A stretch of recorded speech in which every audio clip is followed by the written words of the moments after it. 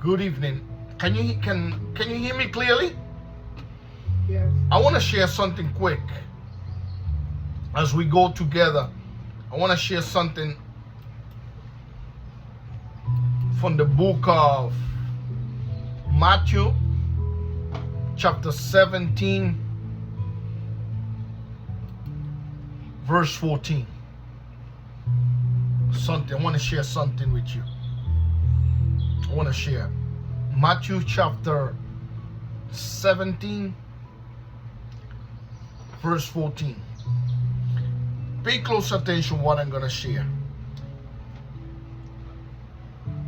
You and I can do many things in this life. We could do the same thing. You could do it better, much better than me and anyone else. But it's not what we do, it's who we are. It's the intention that is behind what you're doing. Are we doing what we're doing for love? Are we doing what we're doing for fame? Are you doing what you're doing for competition? Or, as I said before, are you doing it because of love? Because you could do more than anybody else around you. But if our intention is not pure, we're just going to be wasting our time. You know, everyone or most people wants to be acknowledged. Others want to be recognized. Others want to be praised. Others want fame, stability, and glamour. But there are those who are doing what they're doing for the sake of love. Because they want to do good. Either you are being recognized, acknowledged, praised, worship, or either you are not, but you're doing it because of love. So we can be doing everything in this life. But if our intentions are not pure, in fact, before the creator of heavens and earth, we're not doing anything. You might be doing something to appear before everyone else, but if our intentions are not pure, we're not doing anything. We're just going to be wasting our time. And at the end of everything will just be a waste. Everything will just be wind. Everything will just be forgotten. So no matter what you do, if it comes from a place of love and humility, you will be going in the right path. But if it comes out of any other place, you're going to be running the risk of wasting your time. If you go about this life worrying about what people say I have, what people think how I look, what people are saying about who I am, you're going to be a completely unhappy person. But if we go about through this life being at peace with the Creator and being at peace with yourself, and no matter what others are doing, what we're going to be doing out of a place of love. It will be peace, it will be joy. You really will be making a difference, not only in your life, but in the life of everyone you come in contact. I just wanted to bring this at the beginning of what I'm about to read, because a lot of people go about life thinking that, oh, I want this person to say this about me. It don't matter. The most important thing is that what I'm doing is coming from a place of love, a place of peace. What others think is not of much value. You know, I want to begin to read from the book of Matthew, chapter 17, verse 21.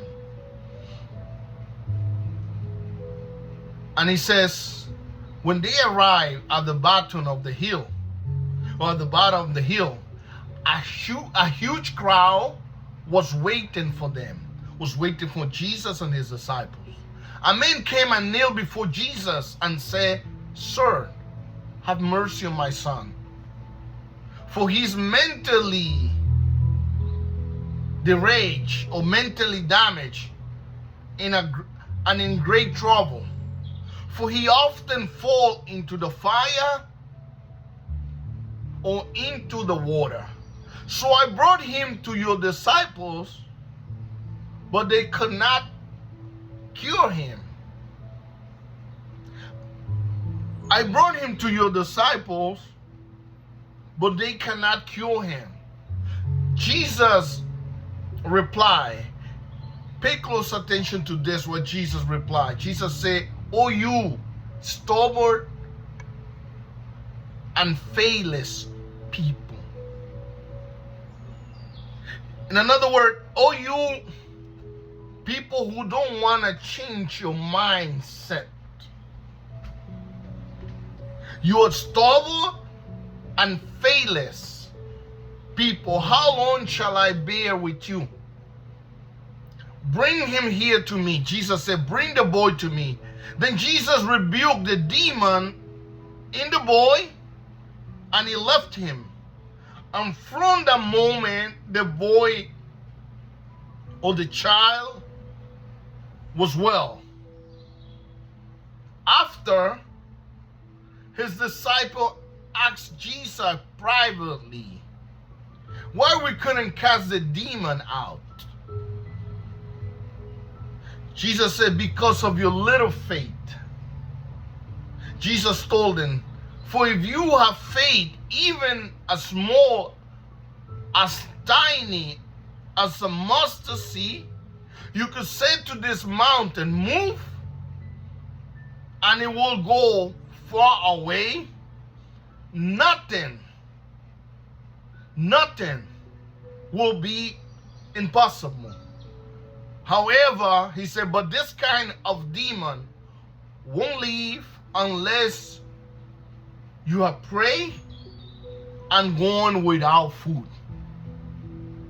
In another word, you cannot cure, you cannot cast the demon out of this boy Because you're not living for the sake of making a difference in the life of others. What is the purpose of prayer? And what is the purpose of fasting? The purpose of fasting is that I can attain myself from food so that I can make a difference in my life and especially in the life of those who are around me. So Jesus said, unless you stop living just for the sake of your own food and you begin to live for the sake of others, you will not make a difference, or you will not heal this boy, or you will not cast the demon that it was making this boy sick. Jesus said, this kind only goes out when you pray and go without food. This kind goes out when you live a you live a life that is not selfish, that is for the sake of others.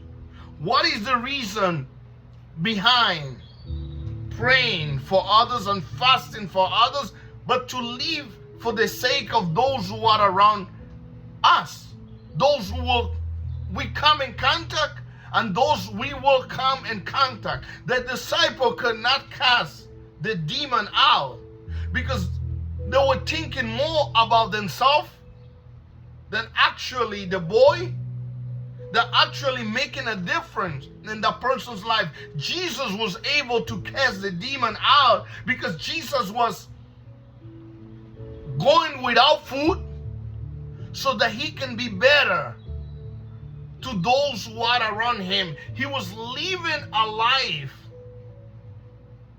that was not selfish. That's why he was able to cast the demon out, to help this boy in such a way that the demon left him and this boy was cured. The help that most people around you and that you will come in contact is not a physical help, it's a spiritual help. And unless we are living not for ourselves, not for our own reason, but for the sake of helping people, we will not be able to make a difference in these people. And that's what Jesus told his disciples. You cannot do it because there is a reason behind. My reasons are the right reason. I'm doing this not because I want to be powerful, I want to show others, or I want fame. I'm doing this because I don't want to be recognized by others. I don't want to be acknowledged by others. I don't want to be praised by others. I don't want everybody to tell me, but I'm doing this because of the love that I have for these people. I abstaining myself without food so that I can help others to be free. Otherwise, I will just be like anybody else, eating, and living for myself. So I will not be able to make a difference in the life of people who are around me because I'm living for the sake of myself. So Jesus was saying in another word, unless you live a selfless life, you cannot make a difference in the life of others, because most people need a spiritual help. Most people do not need physical help. Like this boy. This young boy needed spiritual help, and only Jesus can help this boy because Jesus was living a selfless life. If we want to make a difference in those who are around us and those who we come in contact, we must live a selfless life. Not just for the sake of our own belly, but for the sake of those who we will come in contact. So this is a clear picture, a clear lesson of what Jesus was teaching his disciples. That no matter what you do, the disciples were casting out the demons, but because their reason of casting out the demon were not the right reason, they could not cast the demon out. Jesus could cast the demon out of the boy because he had the right, he was doing it for the right reason. He was not doing it to show up. He wasn't doing it because he wanted to prove others that he was better than anybody else, or that he wanted to be praised, or he wanted to be called the Messiah, or he wanted everybody to see that he was a good man. He was doing it because of love.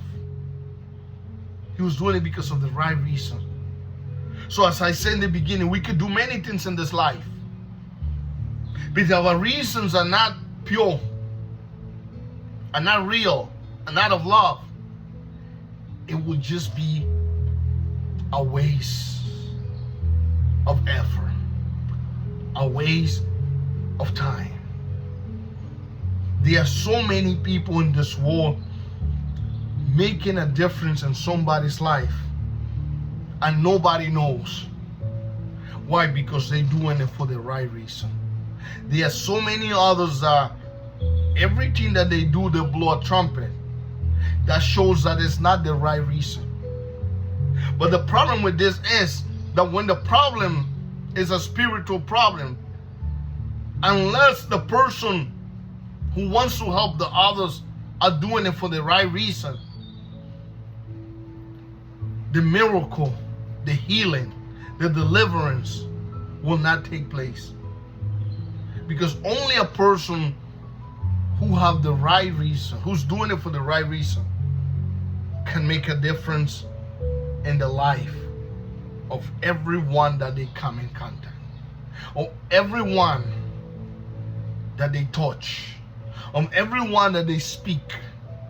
Only somebody who are doing things for the right reason will sow good seeds.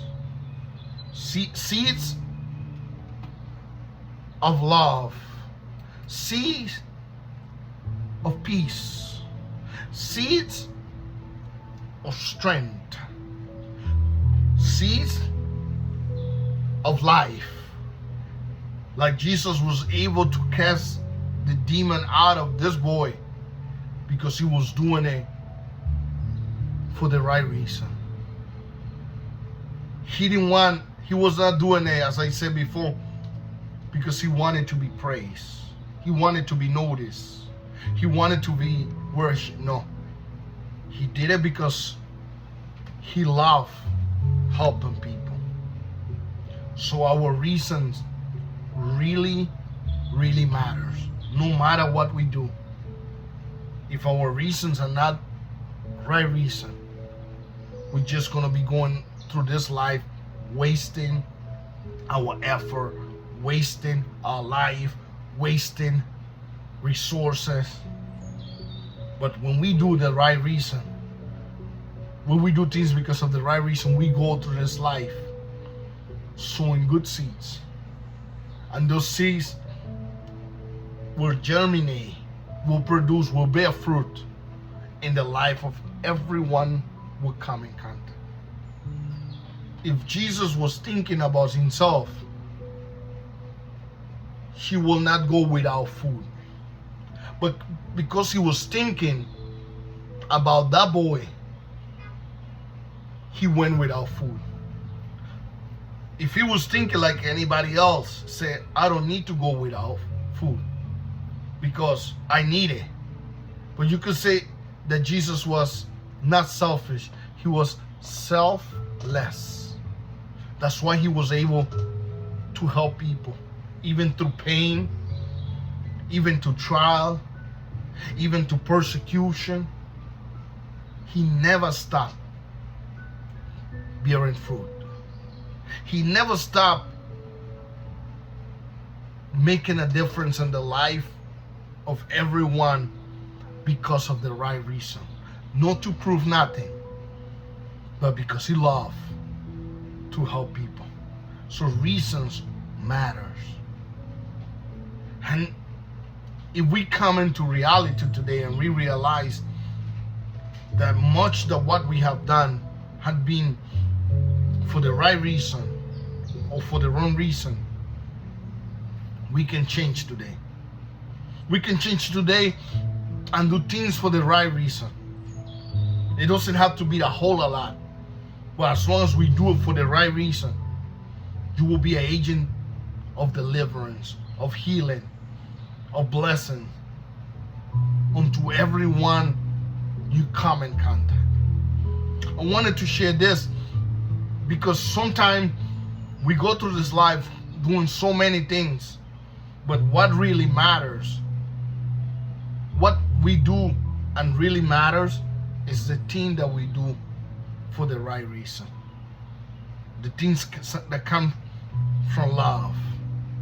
The things that comes from God. That's what the apostle said once. He said, there are many those who share the message or preach the message or preach the gospel. Some are doing it because of this reason. So we say, in another word, but I'm doing it for the right reason. So if we can come today to our right mind and realize the reason really matters, then we can start doing things for the right reason. And doing things for the right reason will bring blessings, will bring peace, and will bring goodness and mercy. I wanted to share this to encourage you and to uplift you and to remind you that even if what you're doing is not being praised or seen by anybody else, as long as you know that you're doing it for the right reason, that's what it matters. It will bring blessings. It will bring all kinds of good things. Until then, and I hope that you have been encouraged. I hope that you have been uplifted. Have a blessing and good day. Bye-bye.